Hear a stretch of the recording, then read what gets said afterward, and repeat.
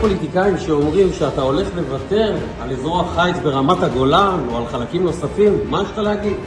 בובי מייסס, פשוט בדיחה. פוליטיקאים האלה מהשמאל מעולם לא עשו שום דבר כדי לחזק את רמת הגולן או להיערך מול החזית שהייתה שם בסוריה.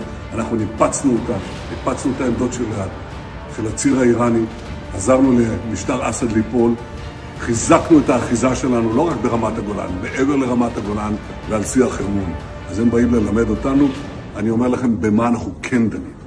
אנחנו דנים עם סוריה, בדבר שלא היה אפילו בדמיון לפני הניצחון הגדול שלנו על חיזבאללה.